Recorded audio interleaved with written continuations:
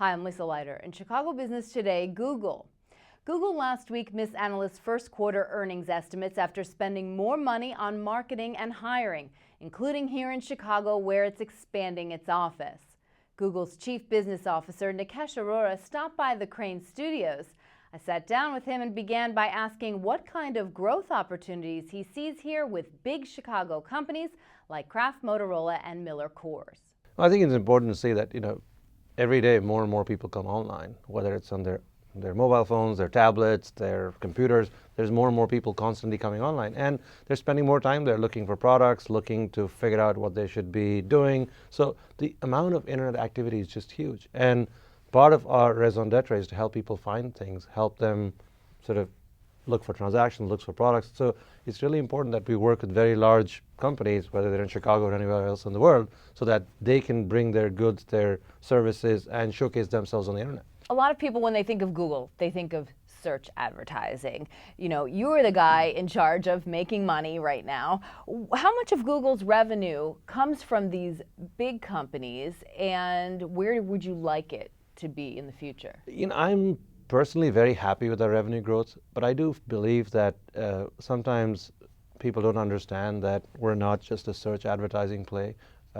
In addition to search, we do tremendous amounts of display advertising. 2 or 3 years ago, we were not a player in display. Today, I think we're probably, if not in the top 3, even in the top 2 display players in the world. And that's huge. That's a big achievement for us because, if you're in the top 2, there are other names like Yahoo, AOL, Microsoft, we're 2 amongst those 4. So I think we've done a great job in the last few years building up our display advertising business.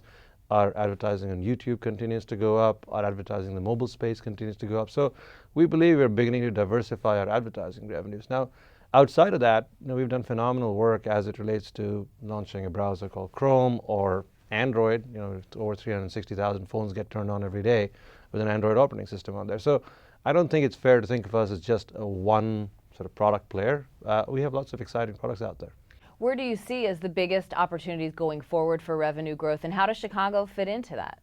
Well, I think the big revenue growth opportunity is you're going to see a big shift in consumer behavior. I think you and I, we're doing a video segment, right? It's going to go on the internet. People are going to watch it there. 5 years ago, this used to happen and go on television. So we are beginning to put video on the web. And as we do that, I think a lot of advertising dollars will have to follow the consumer. The consumer is all spending their time watching IP video. When that happens, many of the Chicago-based companies, which are in the consumer package space or in the consumer space, will want to reach those advertisers. And I think it's very important that we work with them so that they can make that transition from focusing on television to focusing on the web. You're hiring here in Chicago. You're hiring across the board. After the first quarter earnings report, you had some investors expressing concern. You had your biggest jump in expenses since 2008. And some of the concerns rested with the idea that you may have lost your discipline in costs, that you've had in the past. What would you say in response to that criticism? I think, if you think about our financials, I'm responsible for the top line, as well as I work with our CFO like everybody else in the company to make sure we spend rationally. We're very excited about our revenue growth. I think we grew 27% in the first quarter of this year, which is very healthy. If you can grow a business that rate, it's very good. In terms of costs, I think some of the investors are being a bit short-term in their outlook. Costs are not planned on a quarterly basis when you're trying to invest in creating large, phenomenally great technology projects which are going to change the shape of the world. So you have to allow things to get to their status. 2 years ago, we started Android. We're not making any money. We didn't have a product out in the market. Today, we're doing 360,000 phones a day. We bought YouTube.